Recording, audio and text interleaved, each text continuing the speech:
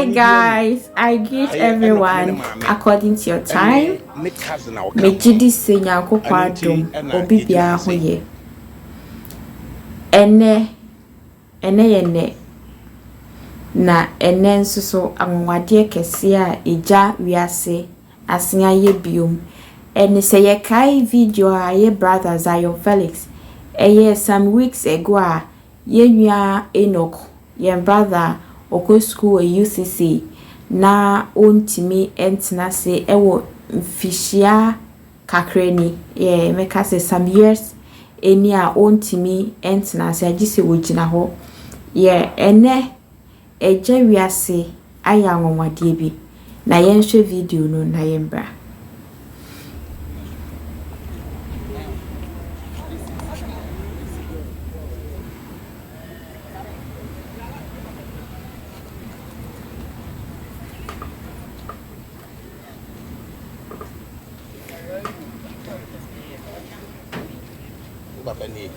Enyina nim ha se kakra sano oduma ana ge mene director ani mpanifu ahodo akan abebu ba ha se ka be tibe debate nka meche timbe na mde chire ona se ya wonnim abrantie no ko ye ni interview no na mso eni mi kokumasi makofa ka daba ejimba ha wie ya se de be ka chire mo no me de ka yesiwi me de bre Enoch na mama ne ma me so 20,000 200 million 20 million na on fa eru support na juma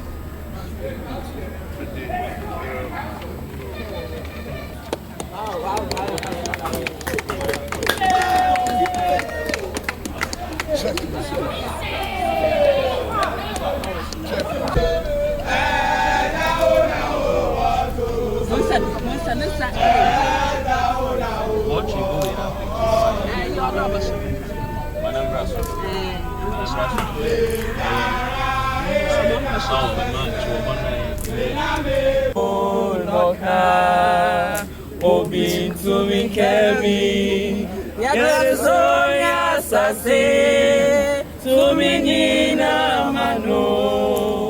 ono no beka maya koma so yes. So I will see for video no ene yakwohwe fefe no Agya wiase waya dikese ama yenya yeni age enkankane yenua bema Enoch Nyankopon enhira wo Agya wiase onto wonsam oma de odibe wonsa ebesomu bia enye nhira asida a edi ho nso nkoma yen brother Zion Felix a odi dwumadie yachi ama chese yen brother nso so enimonyam kese sei aba amano Nyankopon enhira mu nyina chese Agya wiase aye ade a chese aso meka se ebeso obiani ama chese mekra metiwe mani ajepa yen brother arehusema ewo mu ne se ana eha me ne se ontumi ent like so what's the mature na se na wachene car what I say wa money brand new car wasan amani mame 20,000 Ghana cedis se womu ne mame nje na omu fa binto petrol engu kan Nyankopon ehia bebre papa Nyankopon entu wonsem se de obe da bia obenya bi adom womu a omu hia mo a etise Nyankopon ehia bebre na abusiafo de anwasem kasa ni jesem a yate ene enono